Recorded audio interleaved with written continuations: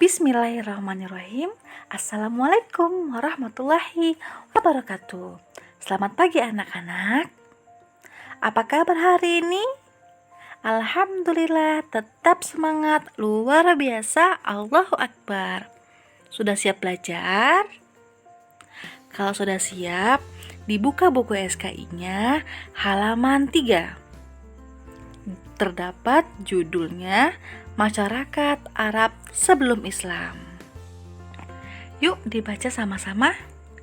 Di Jazirah Arab, ribuan tahun yang silam telah diutus para rasul Allah seperti Nabi Hud alaihissalam, Nabi Soleh alaihissalam, Nabi Ibrahim alaihissalam, dan putranya Nabi Ismail alaihissalam.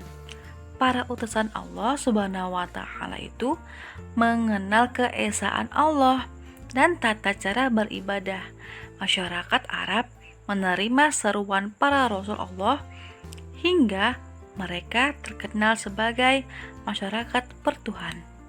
Maksudnya di sini adalah zaman dulu Jazirah Arab ribuan tahun yang lalu, sudah lama sekali, itu Allah itu mengutus Nabi Hud, Nabi Soleh, Nabi Ibrahim, dan putranya Nabi Ismail. Mereka itu sangat mengenal keesaan Allah. Mereka itu mengajarkan tata cara beribadah kepada masyarakat Arab. Masyarakat Arab zaman dulu itu menerima ajakan para rasul. Jadi masyarakat Arab waktu itu memandang para rasul adalah sebagai masyarakat yang beriman. Maksudnya bertuhan itu bukan Allah ya. Maksudnya nabi-nabi itu terkenal sebagai masyarakat yang taat kepada Allah dan beriman kepada Allah. Yuk kita baca lagi. Kondisi alam Jazirah Arab. Agama Islam diturunkan di wilayah Jazirah Arab, terletak di antara di benua Asia dan Afrika.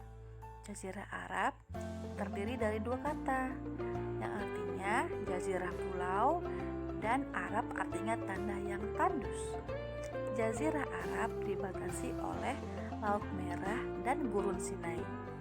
Jumlah penduduk Jazirah Arab sekitar 7 hingga 8 juta orang, memiliki luas tanah kurang lebih 1.100.000 mil persegi atau 3.156.558 km persegi.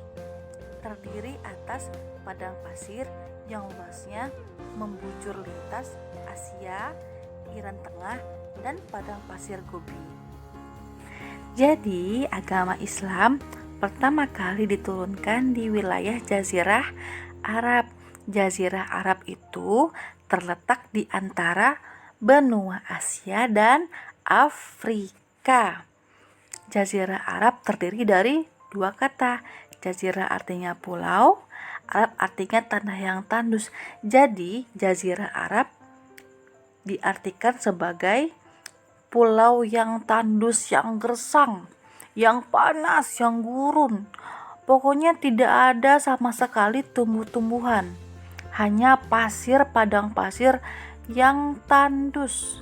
Tidak ada air, tidak ada sungai, tidak ada kolam berenang, tidak ada pasar, tidak ada tempat bermain. Hanya tanah yang tandus. Oke, paham sampai sini? Nah, sekarang Jazirah Arab dibatasi oleh Laut Merah dan Gurun Sinai. Jumlah penduduknya Jazirah Arab sekitar 7-8 juta orang. Kemudian Jazirah Arab terbagi menjadi 5 bagian. Yang pertama Tihamah, yang kedua Hijaz, yang ketiga Najd, yang keempat Yaman, yang kelima Al-Arud. Kalian bisa baca di halaman 4.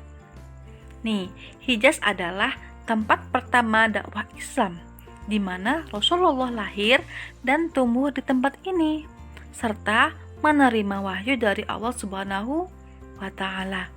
di tempat ini pula muncul nur atau cahaya Islam, di mana di tempat ini juga terdapat dua kota suci, yaitu Mekah dan Madinah. Nah, di Hijaz itu adalah pertama kali dakwah Islam dimulai, di mana waktu Nabi Muhammad lahir dan tumbuh di Hijaz. Dan Rasulullah juga sempat menerima wahyu langsung dari Allah di Hijaz.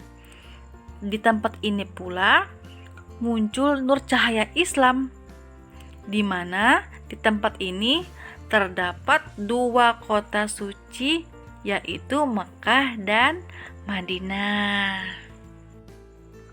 Kemudian kita akan membahas pertumbuhan Mekah. Pada awalnya, kota Mekah itu adalah tanah yang tandus. Tanah yang tandus, tidak ada air, tidak ada tumbuhan, pohon, rumput-rumputan, benar-benar hanya tanah. Tuh, ada gambarnya di samping. Sekali tidak ada rumah. Kemudian lama-kelamaan berubah menjadi kota Mekah yang makmur, karena setelah kedatangan Nabi Ibrahim alaihi salam. Dan kemudian kota Mekah itu menjadi kota yang makmur karena kedatangan Nabi Ibrahim bersama istrinya Siti Hajar dan anaknya Nabi Ismail. Allah memerintahkan Nabi Ibrahim untuk meninggalkan Siti Hajar dan anaknya di kota Mekah. Kota Mekah yang tandus. Coba bayangkan, kalian ditinggal sama ayahnya, sendirian sama ibu, di kota yang tandus, tidak ada air, tidak ada tumbuhan, panas, terik. Coba bayangkan gimana rasanya. Tapi karena Nabi Ibrahim taat kepada Allah, dan akhirnya Nabi Ibrahim meninggalkan anak dan istrinya di kota Mekah yang tandus. Kemudian Nabi Ismail itu nangis terseduh-seduh karena dia merasa kehausan, tidak ada air. Dan ibunya mencari-cari air dari satu bukit ke bukit yang lain, bolak-balik sana kemari cari air untuk Nabi Ismail, tapi tidak ada. Akan tetapi Nabi Ismail itu menangis sambil menendang-nendang kakinya. Tiba-tiba Siti Hajar, sang ibu, melihat air mengalir dari tanah yang ditendang-tendang Ismail. Jadi tiba-tiba ketika ibunya itu sedang mencari air, Nabi Ismail menendang-nendang kakinya, keluarlah itu airnya banyak sekali dari dalam tanah. Padahal tanah itu tanah yang tandus, tidak ada air sama sekali. Atas kekuasaan Allah, air itu muncul sangat deras, ngalir, sehingga Siti Hajar berusaha mengumpulkan air itu sambil mengucapkan zam-zam, zam-zam. Kata sang ibu, katanya zam-zam, zam-zam, yang artinya mengumpullah. Makanya artinya air zam-zam itu mengumpul. Semenjak itu sumber air tersebut dinamakan dengan air zam-zam. Ketika itu ada seorang atau sejumlah orang namanya kabilah Jurhum melintas. Mereka berasal dari Yaman. Kemudian mereka itu meminta izin kepada Siti Hajar untuk tinggal di tempat itu, di tempat di mana air itu mengalir. Dan akhirnya Siti Hajar pun mengizinkan kabilah Jurhum untuk tinggal di tempat itu. Dan Ismail tumbuh di tengah-tengah orang Yaman tersebut. Nabi Ismail belajar bahasa Arab dan selalu bermain-main dengan kabilah Jurhum itu. Setelah itu, pada suatu malam, Nabi Ismail mendapatkan wahyu dari Allah Subhanahu wa taala. Isi dari wahyu itu adalah untuk menyembelih Ismail, anaknya sendiri. Keesokan harinya, Nabi Ibrahim menyampaikan wahyu kepada anak istrinya bahwa Allah mengutuskan Nabi Ibrahim untuk menyembelih anaknya, yaitu Nabi Ismail.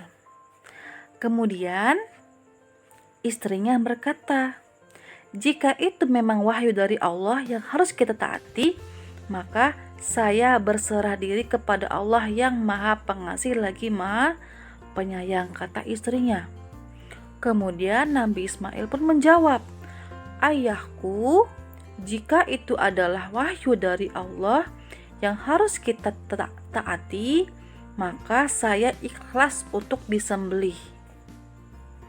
Tuh, Nabi Ismail saja taat kepada Allah untuk disembelih sama ayahnya sendiri dengan rasa sabar dan ikhlas.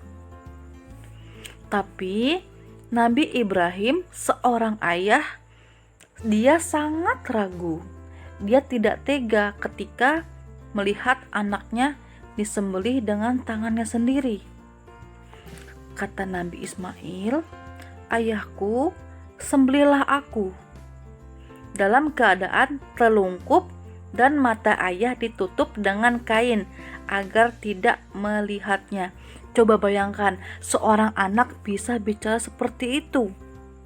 Dengan sangat sabar dan ikhlas, dia menyuruh ayahnya untuk menutup kepalanya biar tidak melihat Nabi Ismail disembelih lehernya.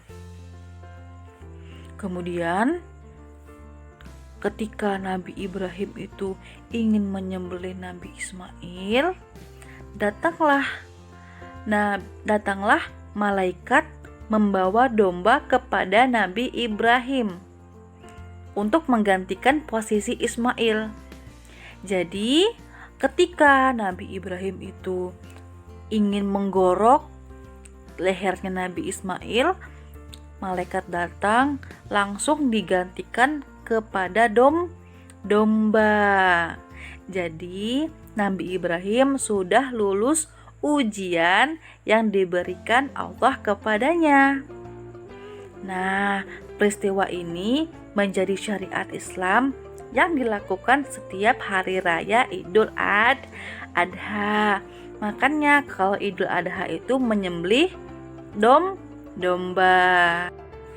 Kemudian setelah Nabi Ismail tumbuh dewasa, Nabi Ibrahim alaihissalam dan Ismail diperintahkan oleh Allah untuk mendirikan rumah suci Ka'bah.